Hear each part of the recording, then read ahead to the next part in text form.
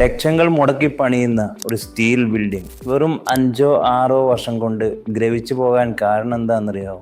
സാധാരണ കോൺക്രീറ്റ് ബിൽഡിങ്ങിനേക്കാൾ ആയുസ്സും ബലവുമുള്ള steel structures പലതും പെട്ടെന്ന് തുരുമ്പെടുത്ത് നശിക്കുന്നത് എന്തുകൊണ്ടാണെന്ന് ഭൂരിഭാഗം ആളുകൾക്കും അറിയില്ല. പ്രീമിയം പ്രോജക്റ്റുകളിൽ പോലും സംഭവിക്കുന്ന ഈ വലിയ അബദ്ധത്തിന് കാരണം പ്രധാനമായും 3 കാര്യങ്ങളാണ്. 1.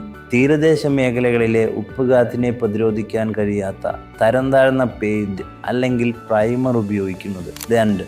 ജോയിന്റുകളിലും വെൽഡിംഗ് ചെയ്ത ഭാഗങ്ങളിലും കൃത്യമായി ആന്റി കോറോസീവ് കോട്ടിംഗ് നൽകാത്തത്. 3. കെട്ടിടത്തിനുള്ളിൽ വെള്ളം കെട്ടിനിൽക്കാൻ സാധ്യതയുള്ള വാട്ടർ ലോഗിംഗ് ഡിസൈൻ മിസ്റ്റേക്സ്. ഇത്തരം ചെറിയ അശ്രദ്ധകൾ കാരണം ഭാവിയിൽ നിങ്ങളുടെ കെട്ടിടത്തിന്റെ പകുതി വില റീവർക്കിനായി മാത്രം മാറ്റിവെക്കേണ്ടി വരാം. എന്നാൽ കൃത്യമായ മെറ്റീരിയൽ സെലക്ഷനിലൂടെയും അഡ്വാൻസ്ഡ് കോട്ടിംഗ് ടെക്നോളജിയിലൂടെയും തുരുമ്പിനെ നമുക്ക് ഫലപ്രദമായി തന്നെ തടയാൻ സാധിക്കും.